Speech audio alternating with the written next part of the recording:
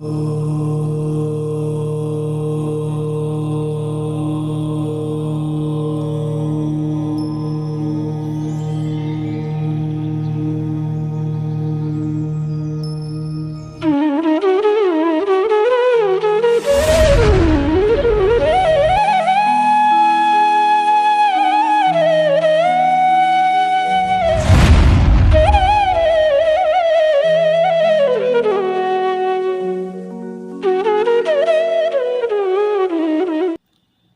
ह्रीं अरहम णमोचिनाणम। गाथा नंबर 137, 137। मैथुन संज्ञा का स्वरूप।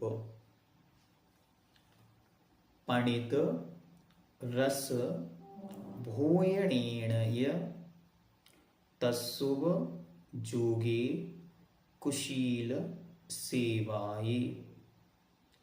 वेद सुदीरणाय मेहुड़ सन्ना हवदी एवं।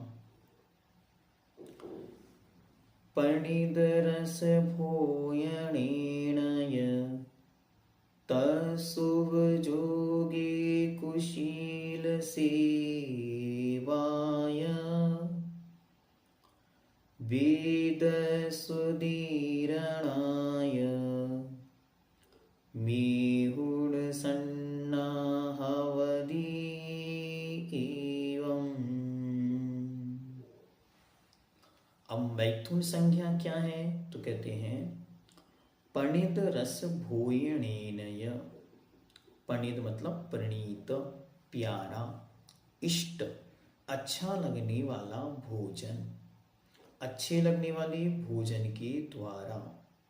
च तस् उजोगे अर्थात उस रूप उपयोग होने से। कुशील सेवाय कुशील का सेवन करने से। वेदस अर्थात वेद कर्म का।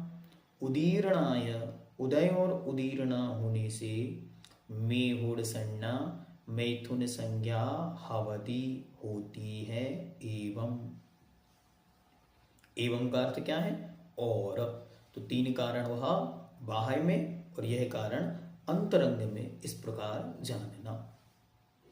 तो कहते हैं सबसे पहले काम उत्तेजक स्वादिष्ट व गरिष्ठ रस युक्त पदार्थों का भोजन करने से। जिसकी जैसी पाचन शक्ति है तद अनुसार उसका भोजन होता है। यदि अतिरिक्त भोजन या अतिरिक्त मात्रा या अन्य प्रकार से कोई गरिष्ठ या अन्य रूप में काम उत्तेजक पदार्थों का सेवन है तो वह मैथुन संज्ञा के लिए उत्तेजित करता है।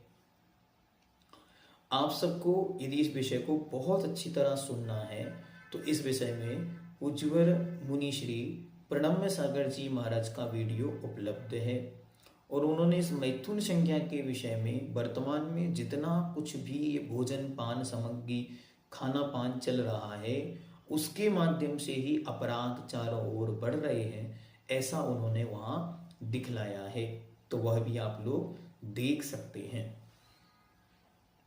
और काम कथा नाटक आदि के सुनने एवं पहले के भुक्त विषयों का स्मरण आदि करने से पूर्व में जिन भोगों को भोगा है उनका स्मरण हो जाने से या पूर्व में किसी रूप में तदरूप प्रवृत्ति हुई थी उसको बार बार याद करने से या फिर सभा सोसाइटियों मित्रों के साथ बैठकर उस प्रकार की काम उत्तेजक कथाओं के पढ़ने सुनने सुनाने मोबाइल टीवी आदि के माध्यम से उन्हें देखने से भी ये मैथुन संज्ञा का उदय या मैथुन संज्ञा की प्रवृत्ति देखने में आती है। और क्या कारण है?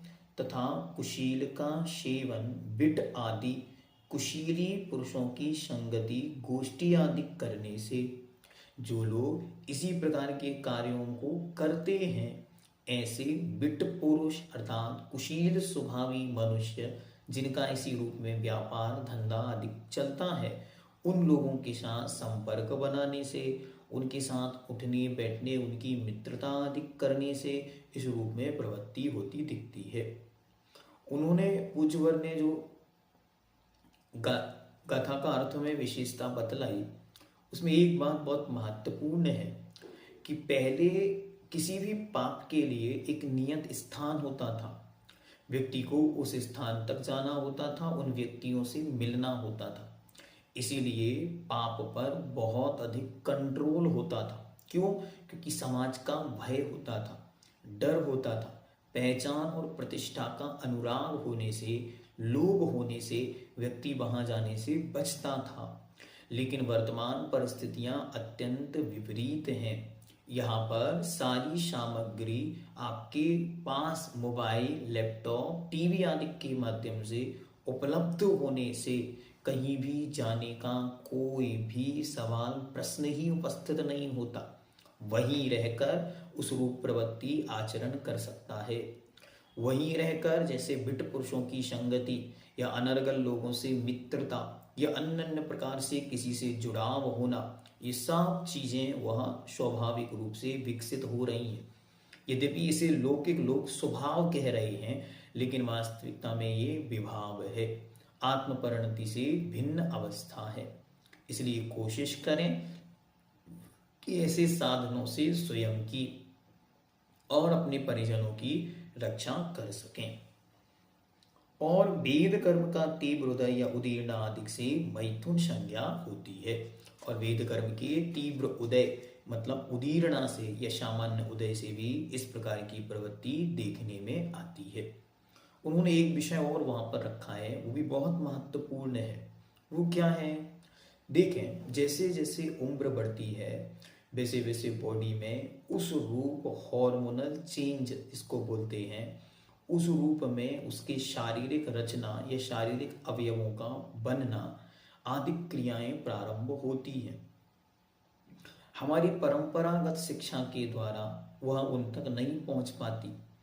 हमारे परिजन या हमारे मित्रगण या हमारे समाज में ऐसा माहौल है कि उसकी चर्चाएं भी कोई नहीं करता कि ये परिवर्तन क्या है। इस रूप में उन्हें कोई जानकारी नहीं होती और फिर उन सब विषयों के लिए वे अलग अलग लोगों से बातें करते हैं, उन लोगों से मिलते हैं और उन लोगों के साथ उठते बैठते हैं। इसलिए उनकी प्रवृत्ति अन्य रूप हो जाती। सब माता पिता इस विषय में बहुत विशेष ध्यान रखें कि जैसे ही वे 12-14 वर्ष के होते हैं और धीरे से उनकी उम्र बढ़ती है, वैसे ही शरीर अलग रूप में आकार लेता है। मात्र शरीर में परिवर्तन नहीं हो रहा, अंतरंग में उनके परिणामों और भावों में भी बहुत बड़ा चेंज हो रहा है। इसलिए उस समय उनसे मित्रवत व्यवहार करके सारी बातें उनकी जानना, उन्हें बातें बताना, जीवन संबंधी बातें, आगे के जीवन संबंधी बातें भी जो बहुत हद तक हम उनको नहीं बताते हैं, जिसके कारण वे गलत रास्तों पर चले जाते हैं। तो हम सबको प्रयास करना चाहिए कि इस रूप में वह मार्ग में बने रहें, वरना न धर्मो धार्मकैर विना का सूत्र सामने खड़ा हो जाएगा कि धर्मात्मा धीरे धीरे लुप्त होते चले जाएंगे। ठीक, चलिए आगे उसी वीडियो को सुनेंगे तो वहां और कुछ आपको देखने को मिल जाएगा। प्रश्न आया है कि वेद क्या है? तो वेद यहाँ पर जो एक विशेष रूप में चारित्र मोहिनी कर्म का भेद रूप में वेद 9 कक्षाएं कही गई है। स्त्री वेद, पुरुष वेद और नपुंसक वेद। तद रूप जो प्रवृत्ति होती है, उस प्रवृत्ति के चलते उनमें वैसा संस्कार स्वतः आता है। अच्छी तरह ध्यान रखना। और पूज्यवर मुनिपुंग सुधासागर जी महाराज का चिंतन तो इस विषय में एकदम अलग ही है। वे तो हमेशा कहते हैं कि जब आप एक स्त्री और पुरुष को बहुत अधिक अटैचमेंट वाले स्थान पर बहुत समय तक रखेंगे और उनके अंदर यदि परिवर्तन या उनके प्रति बीच में राग या आसक्ति ना आए, तो मैं तो ये मानता हूं कि उनमें उस रूप संस्कार कर्म है ही नहीं, मतलब वे जड़वत हैं। मतलब उनका कहने का अर्थ ये है कि जब एक स्त्री बहुत अधिक समय तक किसी पुरुष के संपर्क में रहेगी तो नियम से ही उसके शरीर में उसके प्रति आकर्षण स्वाभाविक रूप से आएगा। यदि वह आकर्षण अच्छे रूप में नहीं होगा या उसे समझाया नहीं जाएगा तो वह विकृति का रूप ले लेगा। इसलिए क्या करना, आपको हर चीज ओपनली डिस्कस करना सीखना है। हाँ, अब समय बदल चुका है, पहले का समय अलग रूप में था, अब समय अलग रूप में है। को एजुकेशन का बढ़ता प्रचलन, यहाँ वहाँ उठना बैठना चलना फिरना सब बदल गया। उस समय थोड़ा सा माइंड सेटअप को चेंज करके और समय और परिस्थिति के अनुसार हर बात को बतलाकर समझाकर उन्हें वापस मार्ग में लगाने का कार्य करना चाहिए। ठीक है, तो इस प्रकार ये 3 वेद होते हैं, उनमें उन वेद संबंधी जैसा वेद कर्म का उदय होता है वैसी उनकी प्रवृत्ति होती है। जिस वेद का उदय होता है उस संबंधी जो संस्कार उनके अंदर होना चाहिए वैसा उदय में आता है। जैनम जयतु शासनम।